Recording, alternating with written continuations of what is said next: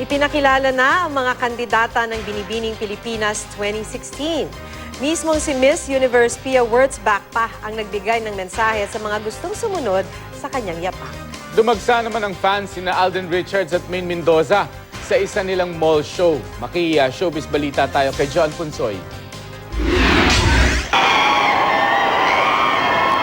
Force ang Aldab Nation at Maine Chard fans sa mall show ni na Alden Richards at Maine Mendoza sa Quezon City. Todo ang kanilang suporta sa launch ng produkto ng Kalye Serye Love Team para sa isang lifestyle brand.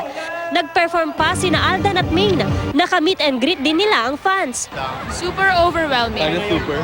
Super overwhelming. As in super. Hindi namin in-expect na maraming taong pupunta. Kaya maraming salamat. Happy lang po kami kasi successful po. Pagdating naman sa kaseksihan, hindi pa rin nagpapahuli ang hot mama na si Jeneline Mercado. Ipinakita ni Jen ang kanyang tan beauty sa cover ng April issue ng isang fashion magazine. Puring-puri naman ng followers ni Jen ang kanyang cover.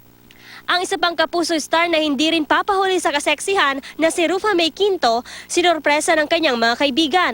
Isang bachelorette party ang inorganize nila para sa kapuso comedian. Para sa nalalapit na kasal niya sa fiancé na si Trevor Magallanes. Magi ang fiancé ni Rufa May, may surprise gift din para sa kanya. Labis naman ang pasasalamat ni Rufa May. Ang 40 nagagandahang Binibining Pilipinas 2016 candidates naman, formal nang ipinakilala. Suot ang kanilang two-piece swimwear, rumampang mga kandidata.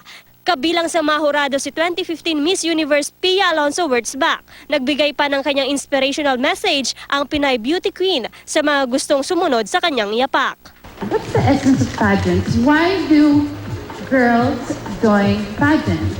And the answer is because it's a platform for you to open doors for other opportunities in your life. And don't forget that. That's not just a Q&A answer for you to win a crown. Joan Punsoy, Nagbabalita, Pilipinas.